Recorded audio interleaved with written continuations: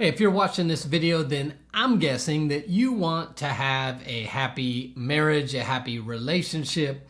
We all do. And what if I told you that one simple concept seems to make a huge difference in whether couples report being happy or struggling in their relationship? Well, that's what I'm going to talk about today. And I'm going to give you 4 practical areas that you could begin working on so that you too can say, I've got an amazing marriage. But before I jump in and give you that, if you've not already downloaded our free guide to intimacy, you'll see a link in the description area below. This is going to give you an evaluation of 4 areas of intimacy in your relationship and some practical things that you can do to improve it.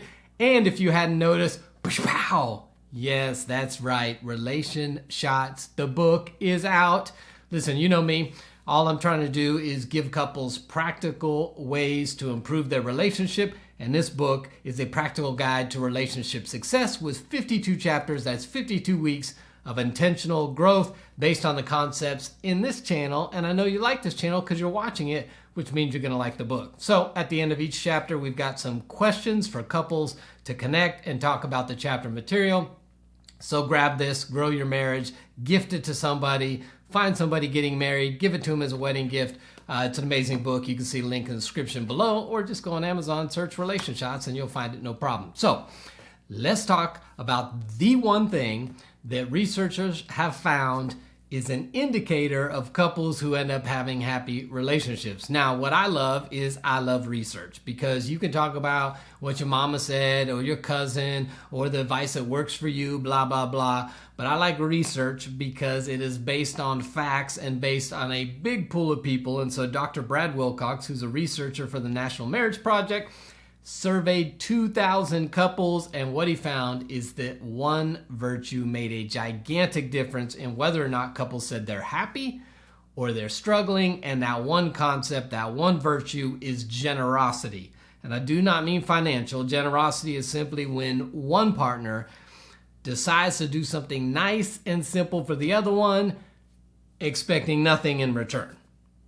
Not expecting reciprocation, not I'm doing for you in hopes that you do for me. Generosity is I will do simple, nice, kind things for you, getting nothing in return. Imagine that when you stop focusing on what your spouse is or is not doing for you, and instead focus on what you can do for them, your marriage actually gets better.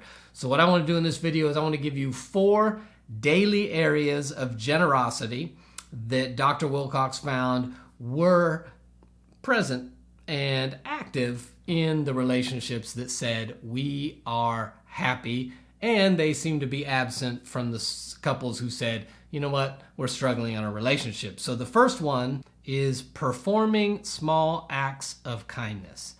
Yes, everything doesn't need to be this big ordeal. You don't have to roll out the red carpet when your spouse walks in the door that leads them to a dinner only lit by candles, which then leads them with a rose petal path to the bedroom. I mean, that's pretty cool though. If you want to do that, you can do that. But you don't need to do that stuff all day, every day. It's the simple little things. Pick up after them. Don't complain.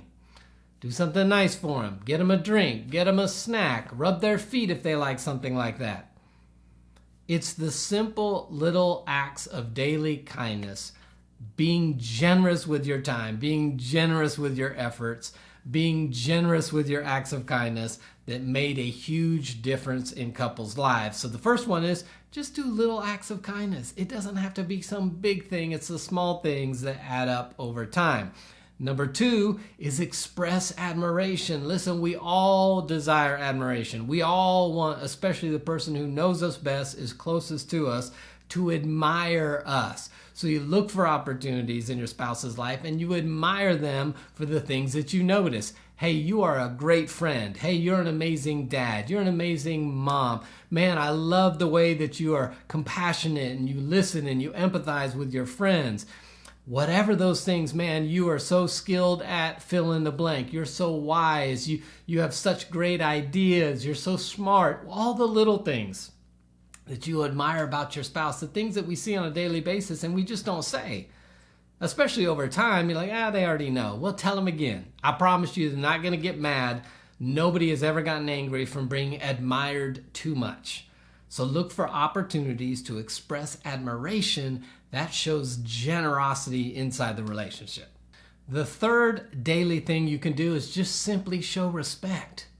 Man, respect is huge for a relationship, and disrespect does very harmful things to the relationship. I already did a video on what respect looked like to a man, so I'm not going to go into detail on that. You can look back at it, but it was respect his abilities, respect his judgment, respect him in public, respect his accomplishments. Listen, men say they would rather feel unloved than disrespected. That is how powerful respect is for a man. Respect is also important for women. And one of the things we can do by showing generosity is just to respect the other person. We can honor the other person. We don't have to sit around waiting for them to do something amazing. We can just respect them for who they are. And when we offer respect, the relationship will thrive when you're offering that respect. And the fourth thing that Dr. Wilcox noticed that couples who express generosity did regularly in the relationship was forgiving their spouse for something.